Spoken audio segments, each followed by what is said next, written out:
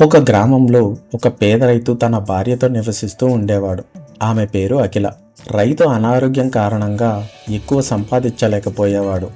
దీంతో ఆమె ఎక్కువ నిరాశ చెందుతూ ఉండేది. వీరిద్దరి మధ్య తరచూ గొడవలు జరుగుతూ ఉండేవి. ఇదంతా గమనించిన ఒక దుర్మార్గుడు ఆమెకు మాయమాటలు చెప్పి తనతో వచ్చేయమని ఆమెను ప్రాధేయపడ్డాడు. ఆ మాయమాటలను నమ్మి అఖిల అతనితో కలిసి వెళ్ళటానికి నిర్ణయించుకుంది. వీరిద్దరూ ఒక నది ఒడ్డుకు చేరుకున్నారు. అయితే ఆ దుర్మార్గుడు అఖిలతో ఇలా అన్నాడు: నేను అవతల ఒడ్డుకు ఈదుకుంటూ వెళ్ళి అక్కడ పడవ తీసుకువస్తాను. మనిద్దరం కలిసి పడవలో ఈ ఒడ్డు దాటుదాం అని చెప్పాడు. అఖిల సరే అంది. అయితే ఆ దుర్మార్గుడు మళ్ళీ ఇలా అన్నాడు: చీకటి పడుతుంది, ఎవడైనా దొంగ వచ్చి నీ నగలు దోచుకుపోతాడేమో, నీ నగలన్నీ నాకు ఇచ్చేసే, నేను భద్రంగా ఉంచుతాను అని చెప్పి ఆ నగలన్నీ అతనితో పాటు తీసుకుని వెళ్ళిపోయాడు.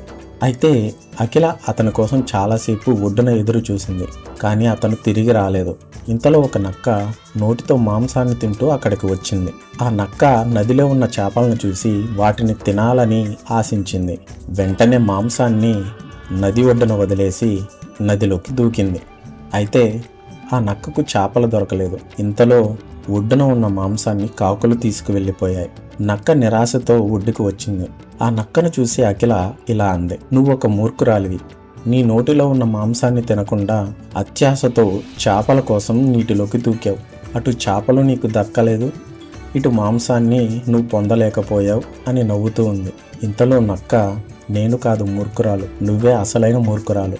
అత్యాశతో నువ్వు చేసిన పనికి నీ భర్తను కోల్పోయావు, నీ ప్రియుడిని కోల్పోయావు, నీ డబ్బును కోల్పోయావు. నీకన్నా దురదృష్టవంతురాలు ఇంకెవ్వరూ లేరు అని ఎగతాళి చేసి అక్కడి నుంచి వెళ్ళిపోయింది. చూసారా మిత్రులారా, మన జీవితం సరిగ్గా లేదని తప్పటడుగు వేయకూడదు. సరిగ్గా లేని జీవితాన్ని బాగుపరుచుకోవాలి. ఎదుటివాడికి మనల్ని నిందించే అవకాశం అస్సలు ఇవ్వకూడదు. ఇదే ఈ కథ మనకు చెప్పే నీతి. ఇలాంటి మంచి కథల కోసం చందమామ టీవీని సబ్స్క్రైబ్ చేసుకోండి. మీ అమూల్యమైన అభిప్రాయాన్ని కామెంట్ల రూపంలో తెలియజేయండి. లైక్, షేర్, కామెంట్ చేయడం మర్చిపోకండి. ధన్యవాదాలు.